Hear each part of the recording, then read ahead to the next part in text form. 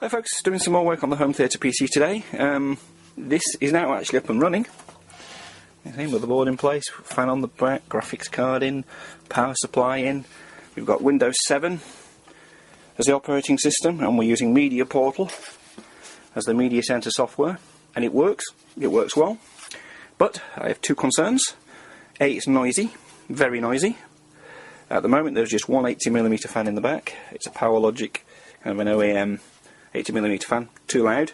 It's using the standard cooler, which isn't too bad, but obviously as the whole system gets warmer it just starts to speed up and you can hear it. No front fan at the moment because there is not a lot of space between the front of the case and the motherboard. So I've gone and purchased two new fans. We've got this Scythe. The model number on this is SY1212SL12SL.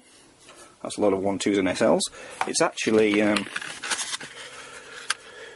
Slipstream 120 Slim, okay, just 12mm thick. It's got some very good specs on it in terms of volume, 19.53 decibels and 19.4 CFM. So not great CFM, but it's only thin and it's quiet. I've already tested this on the bench and you can hardly hear it. I think for an HTPC is you need good cooling because you tend not to have a lot of space, but you need to do it quietly. Then for the back fan, I've got this Silence, or X-Silence. I always call it Silence, and I know it's X-Silence. Red Wing, 80mm fan, and that is rated at 15 decibels and 18.61 CFM. So we should have around about the same CFMs coming in as going out, so we should get a balanced airflow without too much noise. Now, although this allegedly is higher decibels than this, when you actually listen to them, this one is quieter than that one, which just suggests you have to take manufacturers' figures with a pinch of salt. Okay, and there's no substitute for actually trying things out. These are quiet fans, the X-Silence fans, I will say that, but this is almost silent. So we're going to get these in the case and see how well they perform. Okay, I've managed to install the fans in my home theatre PC, and before I put the covers back on I thought it'd be good just to show you what's in here.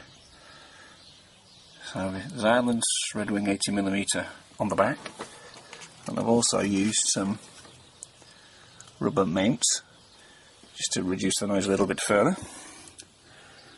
Our Scythe 120mm Slipstream Slim, 12mm thick, and you can just see there, look, why thickness was an issue. It needed to be a thin fan, and it has fitted. I didn't even have the option to put it on the front because the front panel, as you can see, you know, this here comes inwards.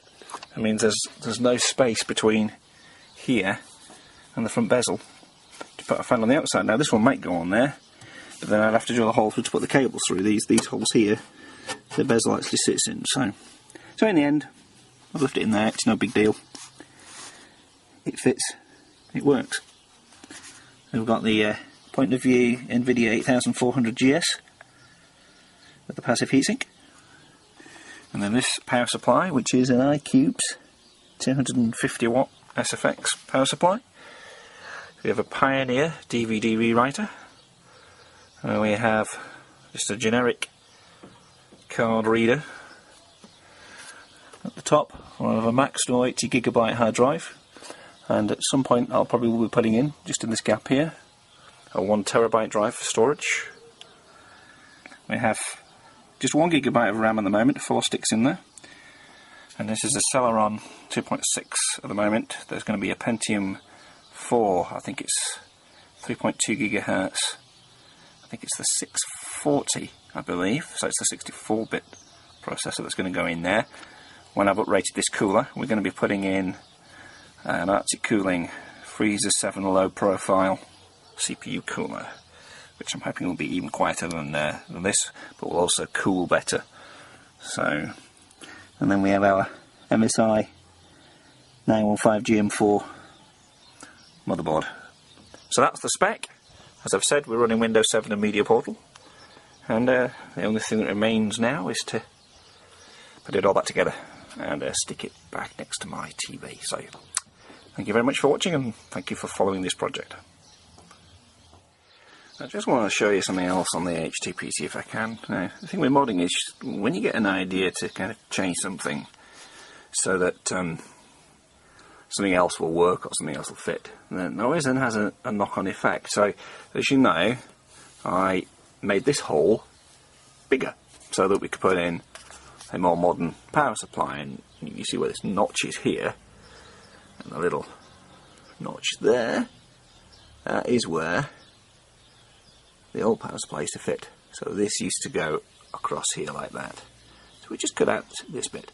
But of course, this notch in the side panel was there so that the screw holding the power supply in, okay, wouldn't rub on the panel. In fact, you could then get the side panel on. So moving it down meant the side panel wouldn't go on. So we've had to cut a little notch so that the new location for the screw, okay, is free and doesn't foul the side panel. So easily done. The Dremel takes that out, no problem. Just cut it in two places and actually bent the bit out, to be honest. File it down and you're sorted. So not a major problem, but just one of those things that sometimes you come across when you're doing mod jobs and one thing leads to another. So anyway, just thought I'd share that with you.